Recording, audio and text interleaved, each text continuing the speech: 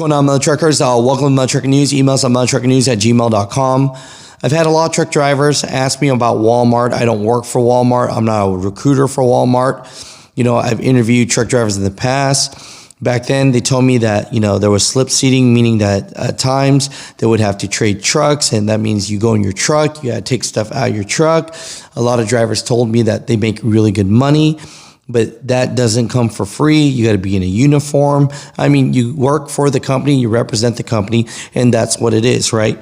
But people are asking, what are some instances where it makes it tough? Why wouldn't everyone want to work for Walmart and make $126,000 or $80,000, $90,000 a year? I'm sure there's a lot of owner-operators right now hanging up their keys and becoming company drivers. But the biggest reason why I think a lot of people rather per se, I don't want to say make less money, but be owner-operators themselves and dictate their own lives is because that alone, they get to have more freedom. Because here's a video right here, and I'll put links down below of Right Lane Trucking. Really good guy, gives all the information. I'll put his links down below. If you're thinking about working with Walmart, he gives really great information about what that looks like in a very professional manner. Now, he let a audio release that showed that basically, you could get terminated for not calling your safety manager about a mud flap. Listen in on this.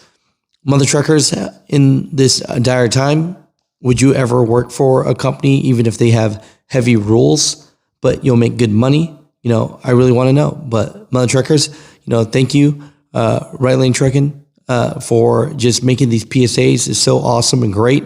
But, it really shows how detailed Walmart is, and it's not easy, man. Nothing's easy and nothing's free.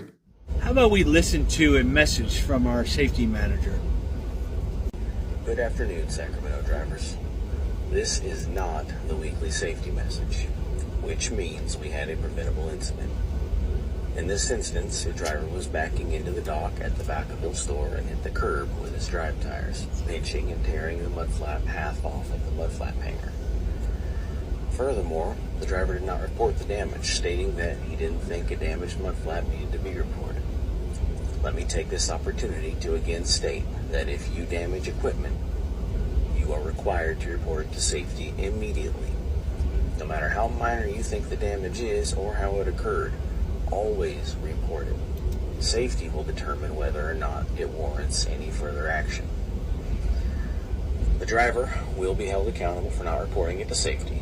Remember, if you damage company equipment and fail to report it, you are quite literally risking your job, as the consequences for not reporting can be termination. The cost to replace the mud flap was just under $100. So what does that mean?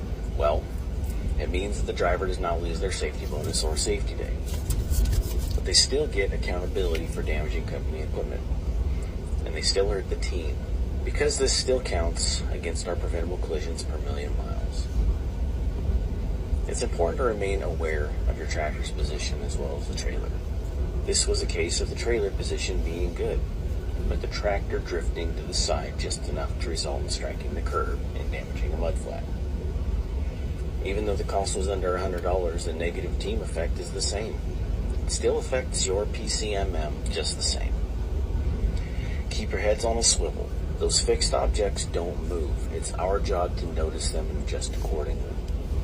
Remember, when I talked about being good versus being lucky, be good. Stay safe out there. My weekly safety message will be out shortly, so I'll talk to you all again soon.